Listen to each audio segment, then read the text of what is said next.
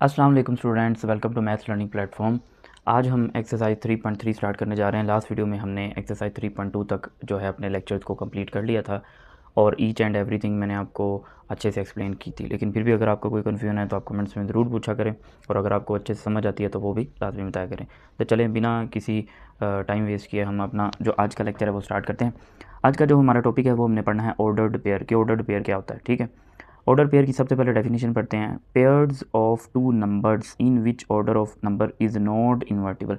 आपको कह रहे हैं कि दो नंबर्स का ऐसा पेयर जिसमें जो उनका ऑर्डर है, ठीक है, वो इन्वर्टिबल ना हो। इन्वर्टिबल का मतलब है कि आप उसको चेंज नहीं कर सकते। यहाँ पे मैं लिख देता हूँ नो चेंज, यानी इन्वर्टिबल मीन आप उसको चेंज नहीं कर सकते। ठीक है, is called an order pair. The numbers in an ordered pair are written within small brackets. यानी मिसाल के तौर पे ये 2 4 है तो हमने इसको किस में लिख दिया, स्मॉल ब्रैकेट में लिख दिया। तो ये हम इसको क्या बोलेंगे कि ये एक ऑर्डर्ड पेयर है हमारे पास। इसको पैरेंथेसिस भी बोलते हैं स्मॉल ब्रैकेट्स के। And are represented by comma, यानी first number comma second number. ठीक है, अब आपने इस तरह का नंबर तब भी देखा होगा जब आपने ग्राफ्स वगैरह पढ़े होंगे। ठीक है, और आपको ये भी पता है कि ये जो ऑर्डर पेयर होता है, यहाँ पे मैं लिख देता हूँ एवरी ऑर्डर्ड पेयर। एवरी, ये एक नोट के तौर पे आप इसको जो है अपने माइंड में रखेंगे। Every ordered pair represent a point on x y plane. X y plane कह लें या आप कार्टेशियन प्लेन कह रहे हैं। ठीक है, ये आपको पता है जब मैं इस तरह से इसको ड्रा करूँगा तो एक्स की वैल्यू 2 यहाँ पे कहीं होगी, 4 वाई की यहाँ पे वैल्यू होगी, तो इस तरह से ये क्या बनेगा, एक पॉइंट बनेगा। ठीक है, जो कि एक्स वाई प्लेन पे बनेगा। सही है। अच्छा, अब इसको थोड़ा सा मैं एक्सप्लेन करता हूँ कि मतलब ये है क्या बेसिकली, कि हम ऑर्डर पेयर को ऐसे ही क्यों लिखते हैं। जैसे देखिए मिसाल के तौर पर मैंने दोबारा से यही ऑर्डर पेयर लिख दिया 2,4। जब भी हम दो नंबर्स को लिखते हैं ना तो सम टाइम उनका ऑर्डर इंपॉर्टेंट होता है, सम टाइम उनका ऑर्डर इंपॉर्टेंट नहीं होता। मैं आपको एग्जांपल की मदद से एक्सप्लेन करता हूँ।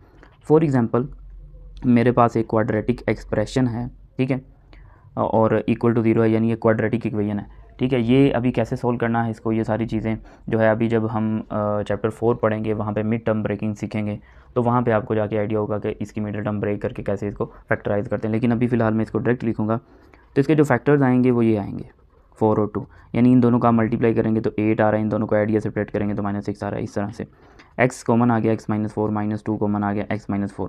तो जब मैं इसको सोल्व करूँगा तो x -4 and x -2 is equal to 0। तो एक आंसर इसका 4 आ गया, एक 2 आ गया। ठीक है, अब ये देखें ये जो आंसर है x is equal to 4 and 2, इसको मैं x is equal to 2 and 4 भी लिख सकता हूँ, यानी ये भी ठीक होगा और ये भी ठीक होगा। तो ये दोनों जो हैं अनऑर्डर्ड पेयर हैं। क्यों अनऑर्डर्ड पेयर हैं? क्योंकि यहाँ पे इनका ऑर्डर मैटर नहीं कर रहा। आप 2 को 4 की जगह और 4 को 2 की जगह पर लिख सकते हैं। ठीक है, लेकिन जैसे ही आप इनके इर्द गिर्द क्या लगाएंगे, ब्रैकेट्स लगाएंगे। ठीक है, इनके साइड्स पे ब्रैकेट्स लगाएंगे जिनको आप पैरेंथेसिस भी कहते हैं, तो फिर इनका ऑर्डर हो जाएगा फिक्स।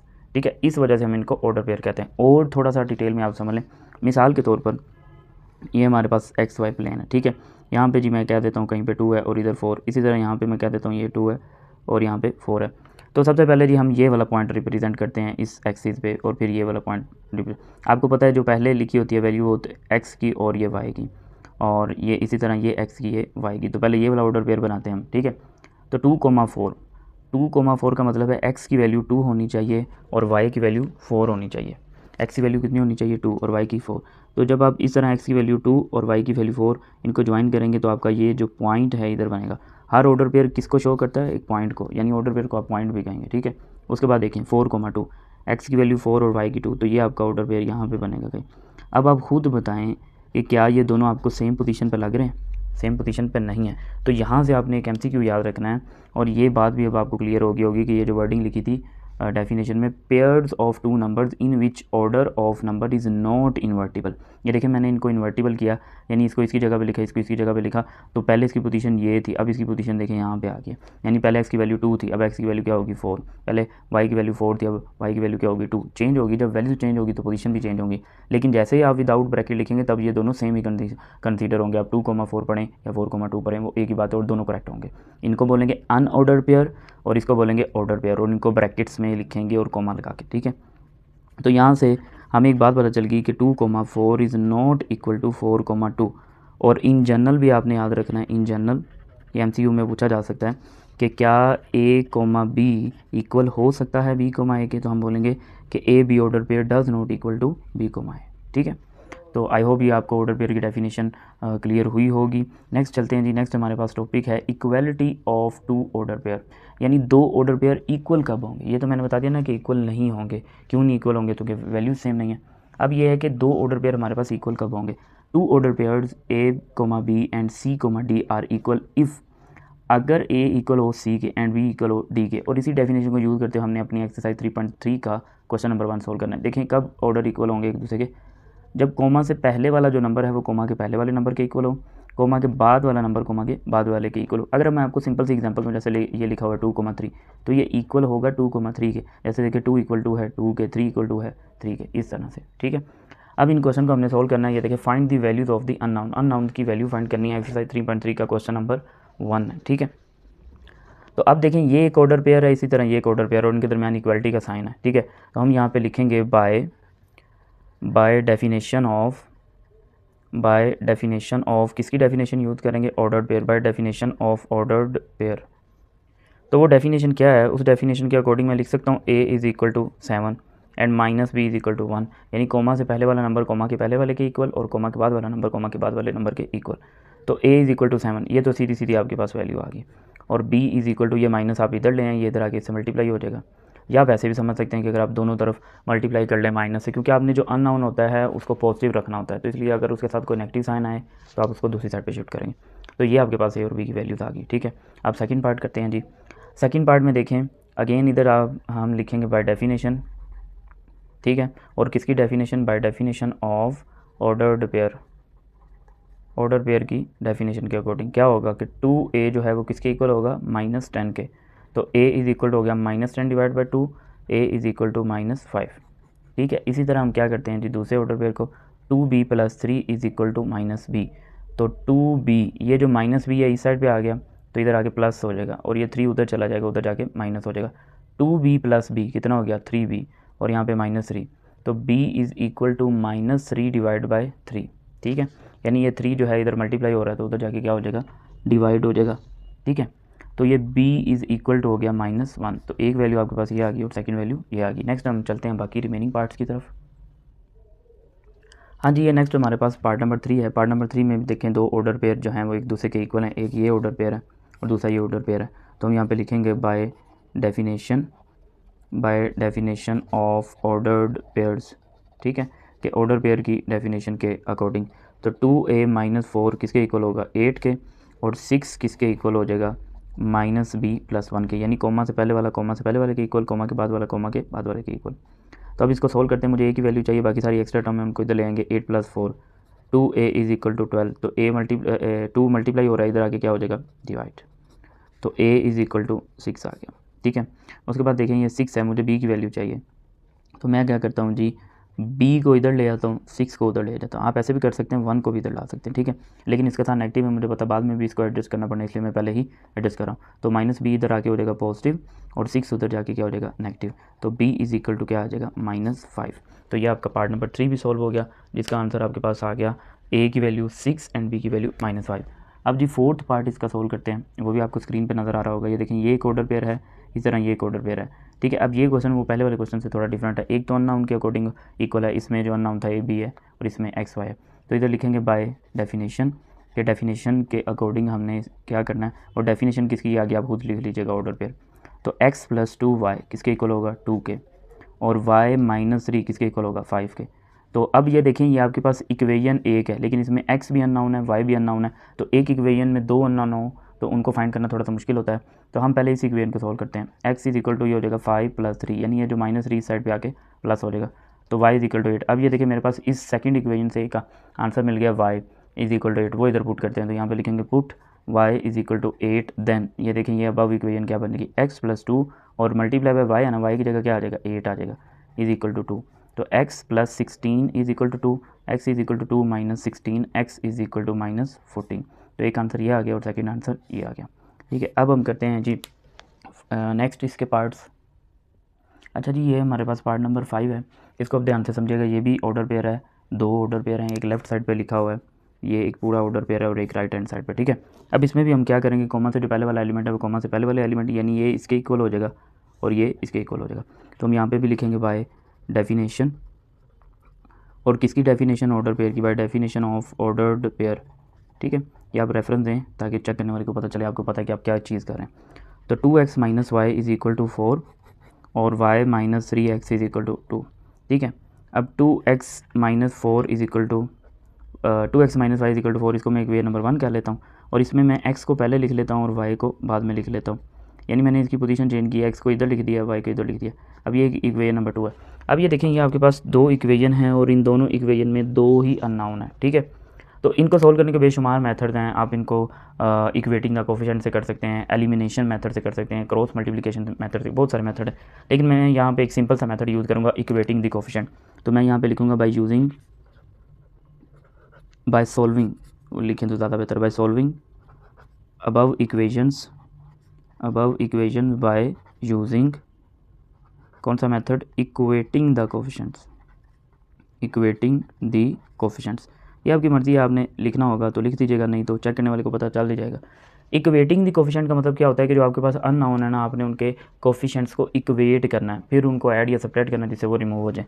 अब यहाँ पे देखिए मेरा y वाला ज़्यादा ईजी है, y का कोफिशिएंट क्या है 1, यहाँ पे y का कोफिशिएंट क्या है -1, तो ये ज़्यादा ईजी है। एक बात आपने याद रखनी है, अगर आपके कोफिशिएंट जो हैं वो सेम हो, ठीक है, कोफिशिएंट क्या हो, सेम हो, तो फिर आपने सब्ट्रैक्ट करना है, उन्हें क्या करना है, नेगेटिव करना है, यानी सब्ट्रैक्ट करना है। और अगर कोफिशिएंट ऑपोजिट्स हों, मिसाल के तौर पर एक पॉजिटिव है एक नेगेटिव है, तो फिर आप उनको क्या करेंगे, ऐड करेंगे। ठीक है, ये बाकी अभी मैं साथ साथ इसको एक्सप्लेन भी करता जाऊँगा। ठीक है, कि जब आपके पास कोफिशिएंट जो हैं वो सेम होंगे तो आपने क्या करना है, माइनस करना है, और जब ऑपोजिट होंगे तो नेगेटिव। सेम होने का मतलब यहाँ पे ये है कि उनके साइन की बात कर रहा हूँ। साइन ये देखें, यहाँ पे साइन सेम नहीं है, तो मैं इनको क्या करूँगा, ऐड करूँगा। इसका कोफिशिएंट +1 है, इसका कोफिशिएंट -1 है, मुझे पता है मैं ऐड करूँगा तो +1 और -1 क्या हो जाएगा, कैंसिल हो जाएगा, तो हमारे पास आंसर आ जाएगा। तो इधर मैं लिखूँगा equation number 1 plus equation number 2। तो इक्वेशन नंबर 1 को मैं ऐसे लिख लेता हूँ और इक्वेशन नंबर 2 को इसके नीचे लिख लेते हैं। ठीक है, अब ये दोनों कट हो जाएंगे क्योंकि ये नेगेटिव है, ये ऐड है। और आपको पता है जब ऐड करते हैं, ये ऐड करते हैं, ठीक है, ऐड करते हैं तो इनके जो साइंस हैं वो चेंज नहीं होते अलजेब्रा में, जब सब्ट्रैक्ट करते हैं तो तब चेंज होते हैं।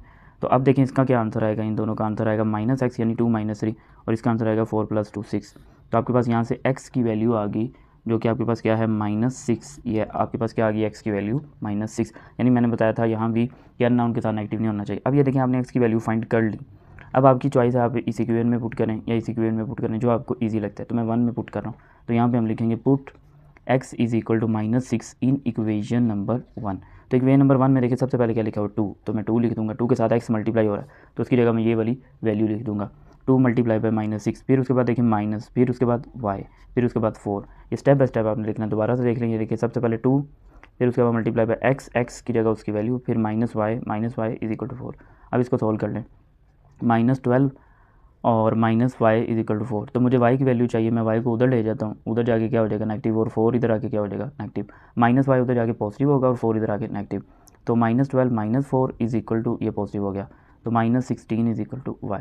ठीक है, अब ये तो था थोड़ा लेंथी क्वेश्चन, तो हो सकता है इसमें आपको कन्फ्यूजन हो कि आपका क्वेश्चन जो है इसका जो आंसर है वो गलत है कि सही है। तो आप क्या कर सकते हैं, ये लेकिन पुट करके भी मैं चेक कर सकता हूँ। अगर आपको मैं थोड़ा सा पुट करके दिखाऊँ, जैसे देखें ये वाला जो एक्सप्रेशन था y - 3x is equal to 2, तो इस पूरे एक्सप्रेशन का आंसर आना चाहिए 2। तो हम y की वैल्यू लगाते हैं इधर -16, यही आई है ना, -3, x की वैल्यू कितनी आई थी -6। तो ये देखते हैं कि इसका आंसर 2 के इक्वल आता है, -16 और +18, 18 - 16 कितना होता है 2, तो 2 इज इक्वल टू 2। इसका मतलब मेरा आंसर सही है। इस तरह आप क्वेश्चन के अंदर या फ़र्क में वेरीफाई भी कर सकते हैं कि आपका जो आंसर है वो सही है कि गलत है। अब हम इसके रिमेनिंग 2 पार्ट्स करते हैं, पार्ट नंबर 6 और पार्ट नंबर 7। ये आपको स्क्रीन पे शो हो रहे होंगे, part number 6 and part number 7। अब पार्ट नंबर 6 देखें, अब पार्ट नंबर 6 है, ये एक ऑर्डर पेयर है, ये भी एक ऑर्डर पेयर है। तो हम क्या करेंगे, इसको इसके इक्वल लिख देंगे, इसको इसके इक्वल लिख देंगे बाय डेफिनेशन। और डेफिनेशन किसकी, ऑर्डर पेयर की, by definition of ordered pair, by definition of ordered pair. तो 4x + 6y किसके इक्वल होगा, 6 के, और x - 12y किसके इक्वल होगा, -3 के। अब ये देखिए यहाँ पे आपके पास चॉइस है, या तो आप x का कोफिशिएंट सेम बना लें या y का। लेकिन मैं आपको बताता हूँ पिछले क्वेश्चन में थोड़ा डिफरेंट था। इधर देखिए यहाँ पे पहले से भी मुझे कुछ भी वर्किंग नहीं करनी पड़ी, पहले से ही कोफिशिएंट क्या थे, सेम थे। y के साथ इधर +1 था, इधर -1 था। और मैंने आपको ये भी बताया था कि अगर आपके पास सेम एलिमेंट्स, सेम साइन वाले, ये सेम का मतलब यहाँ पर सेम साइन है, ठीक है। अगर सेम साइन हो तो आप नेगेटिव करेंगे, उनको माइनस करेंगे, और ऑपोजिट साइन हो तो क्या करेंगे, प्लस करेंगे। तो यहाँ पे ऑपोजिट थे इसलिए मैंने प्लस किया। तो अब जी यहाँ पे देखिए, अब मेरे पास चॉइसेस हैं कि मैं किसके क्वेश्चन सेम बनाऊँ, किसके क्वेश्चन सेम ना बनाऊँ। तो ये पहले मैं आपको रफली जो है बता देता हूँ। ये देखें, एक्स का कोफिशिएंट इस क्वेश्चन में है 4 और एक साइड पे एक्स का कोफिशिएंट है 1। ये एक्स का कोफिशिएंट है, ये भी एक्स का। मैं चाहता हूँ ये दोनों सेम हो जाए, तो मैं क्या करूँगा, अगर इसे मैं 4 से मल्टीप्लाई कर दूँगा, ये भी क्या हो जाएगा 4। तो इस क्वेश्चन को सोल्व करने का एक तो मेथड ये है कि मैं इसे इक्वेशन नंबर 1 कह दूँ, इसे इक्वेशन नंबर 2 कह दूँ, तो मैं इस पूरी इक्वेशन को 4 से मल्टीप्लाई कर दूँ। अब दूसरा ऑप्शन देखिए क्या है, इधर एक्स का वाई का कोफिशिएंट क्या है 12। अभी साइन ये बाद में एडजस्ट करेंगे, ठीक है। और इधर है 6, मैं इसे भी चाहता हूँ या ये दोनों सेम हो जाए। तो एक ऑप्शन ये है कि मैं या तो इसे 2 से डिवाइड कर दूँ तो ये 6 हो जाएगा। दूसरा ऑप्शन ये है कि मैं इसे 6 से 2 से मल्टीप्लाई कर दूँ, 12 हो जाएगा। तो बहुत सारे डिफरेंट चॉइसेस हैं जो आपको इजी लगेगा, आपने फिर उसी के अकॉर्डिंग उसको लेके चलना है। तो मैं ये कर रहा हूँ, मैं एक्स का कोफिशिएंट सेम बना रहा हूँ। ये जैसे देखें, इधर एक्स का कोफिशिएंट क्या है 4, इधर एक्स का कोफिशिएंट क्या है 1, तो मैं इसको 4 से मल्टीप्लाई करूँगा, ठीक है। तो मैं यहाँ पे लिखूँगा multiplying equation number 2 by 4 on both side. क्यों मल्टीप्लाई कर रहे हैं, ताकि जो इनके कोफिशिएंट्स हैं वो सेम हो जाए। तो 4 से मल्टीप्लाई करेंगे, पहले तो आप कोशिश करें कि ऐसे लिख लें ताकि मिस्टेक ना हो। अगर आपकी कैलकुलेशन अच्छी है तो आप डायरेक्ट भी मल्टीप्लाई कर सकते हैं। ये हो जाएगा 4x, 4 को जब 12 से मल्टीप्लाई करेंगे तो 48y इज इक्वल टू -12। इसको आप इक्वेशन नंबर 3 कह दें। अच्छा, अब देखें ये भी 4x है, ये भी 4x है, तो दोनों को ऐड कर सकते हैं। अब ये देखें दोनों के साइन क्या है, इसका भी प्लस है, इसका भी प्लस है। अभी थोड़ी देर पहले मैंने आपको पार्ट नंबर 5 में बताया था कि अगर दोनों जिनके क्वेश्चन आपने सेम बना लिए, अगर तो उन दोनों के साइन सेम है तो आप उनको क्या करेंगे, माइनस करेंगे। तो इधर मैं लिखूँगा इक्वेशन नंबर, यहाँ पे मैं लिखूँगा equation number 1 minus equation number 2, ओ सॉरी 3, ये वाली 3, ठीक है। तो पहले मैंने 1 का नाम लिखा, तो पहले मैं 1 लिखूँगा। 4x plus 6y is equal to 6, 4x minus 48y is equal to -12। अब ये देखिए, जब माइनस करते हैं ना जबरा में, तो हम साइन चेंज करते हैं। ये पहले से इसके साथ प्लस का साइन है, चेंज करके माइनस हो जाएगा। ये माइनस है तो प्लस आएगा, ये माइनस है तो प्लस आएगा। अब ये देखिए, ये प्लस का और ये माइनस का कट हो गया। कुछ बच्चे साइन चेंज करके ऊपर लिखते हैं, साइन चेंज करके उसके नीचे लिखना होता है। अब ये देखिए, प्लस का 6 और प्लस का 48, तो ये हो जाएगा 54y। इसी तरह ये 18 आ गया, ठीक है। अब इसको मैं यहाँ पे सोल्व कर लेता हूँ। तो y इज इक्वल टू हो जाएगा 18 डिवाइड बाई 54, क्योंकि 54 मल्टीप्लाई हो रहा है, इस साइड पे आके जो है क्या हो जाएगा, डिवाइड हो जाएगा। तो y इज इक्वल टू 18 1 द 18 और 18 3 द 54। आपने ये वाले जो स्टेप्स हैं यहाँ नीचे करने, मैंने यहाँ पे वो दूसरा कंप्लीट करना था, इस वजह से मैंने साइड पे किया, ठीक है। अब y की वैल्यू आपको मिल गई, तो y की वैल्यू आप पुट कर लें 1 में या 2 में, तो मैं 2 में कर रहा हूँ पुट, ठीक है। ये वाली 2 में, यहाँ पे लिखेंगे put y is equal to 1 divide by 3 in equation number 2। तो इक्वेशन नंबर 2 में पुट करते हैं, तो ये आपके पास हो जाएगा x माइनस, सबसे पहले आएगा 12, y की जगह क्या आएगा 1 divide by 3 is equal to -3। ये कट हो गया, 3 1 द 3 3 4 द 12। तो x ये यहाँ पे इसके ऊपर लाइन लगी है, ये आपके पास माइनस है, इसको मैं क्लियर कर देता हूँ। ये माइनस का साइन है, ठीक है, ये वाला माइनस। तो ये आपके पास हो गया x minus 4 is equal to -3। तो x इज इक्वल टू -3 और ये इधर आके क्या हो जाएगा +4। तो x इज इक्वल टू क्या आ गया, आंसर 1। तो एक आंसर ये आ गया और एक आंसर ये आ गया। ये दोनों x और y अननाउन के जो आंसर हैं वो हमने फाइंड कर लिया। अब इसका लास्ट पार्ट रह गया क्वेश्चन 1 का, वो सोल्व करते हैं, पार्ट नंबर 4 और पार्ट नंबर 7। आई होप कि ये प्रोसीजर आपको समझ आया होगा, जिसमें मैंने कोफिशिएंट्स को इक्वेट किया, ठीक है। अब मैंने x के क्वेश्चन को इक्वेट किया, y के भी कर सकते थे, मैंने पहले ऑलरेडी बता दिया था कि y के किस तरह से कर सकते हैं। तो अब ये देखें, ये वाला जो कंपोनेंट है ये इसके इक्वल होगा और ये वाला जो कंपोनेंट है ये इसके इक्वल होगा। तो हम यहाँ पे लिखेंगे बाय डेफिनेशन तो हम लिख सकते हैं 5x plus y is equal to 6 और -x plus y is equal to 1, ठीक है, ये लिख दिया। अब इस इक्वेशन को मैं कह देता हूँ 1 और दूसरी इक्वेशन को मैं कह देता हूँ 2। अब ये देखें, यहाँ पे भी आपको मज़ीद कुछ वर्किंग नहीं करनी पड़ेगी, पहले से ये देखें y का क्वेश्चन क्या है 1, इधर भी क्या है 1, लेकिन देखें दोनों के साथ +1 है, इसके साथ भी +1 है, इसके साथ भी +1 है। तो मैंने आपको बताया है कि अगर सेम साइन आ जाए, कोफिशिएंट तो सेम हो लेकिन साइन भी सेम हो, तो आप उनको सब्ट्रैक्ट करेंगे। तो हम यहाँ पे लिखेंगे equation number 1 minus equation number 2। तो मैं पहले इक्वेशन नंबर 1 लिखता हूँ, 5x plus y is equal to 6 और यहाँ पे -x plus y is equal to 1।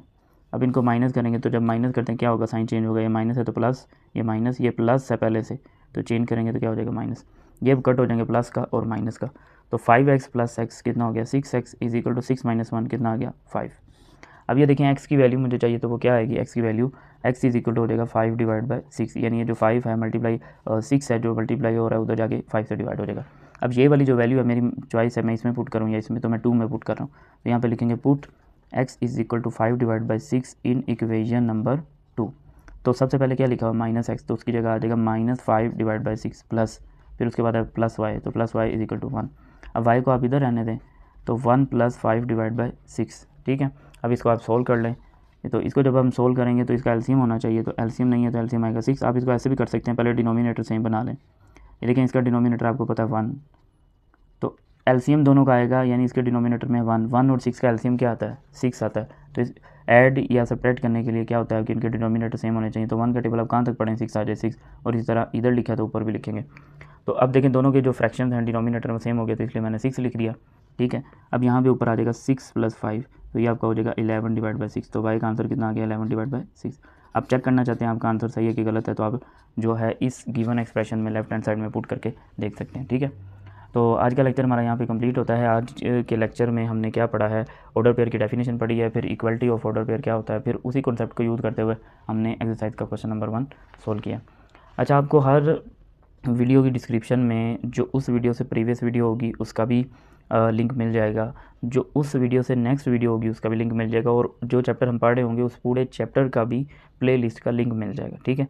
तो अगर आपको कोई वीडियो नहीं मिलती तो आप जाके जो है प्लेलिस्ट में देखें, हर चैप्टर के लिए मैंने अलग अलग प्लेलिस्ट बनाई हुई है, और मैं कोशिश कर रहा हूँ कि जो वीडियो की टाइमिंग है वो कम से कम हो, लेकिन फिर भी अगर आपको लगता है कि वो पढ़ाने की स्पीड मेरी ज़्यादा है तो आपको पता है यूट्यूब पे इस चीज़ का ऑप्शन होता है जिसे आप स्पीड को मेंटेन कर सकते हैं। तो वीडियो में अगर आपको कोई कॉन्सेप्ट नहीं समझ आया तो आप मुझसे कमेंट्स में ज़रूर पूछा करें, अगर समझ आइए फिर भी मुझे बताया करें। और अगर अभी तक आपने चैनल को नहीं सब्सक्राइब किया तो चैनल को भी लाजमी सब्सक्राइब करें और अपने दोस्तों के साथ भी इसको शेयर करें। नेक्स्ट वीडियो में हम इंशाल्लाह क्वेश्चन नंबर 2 सॉल्व करेंगे, लेकिन उससे पहले भी कुछ इंटरेस्टिंग चीज़ें और बहुत ज़्यादा इंटरेस्टिंग चीज़ें मैं आपको बताऊँगा।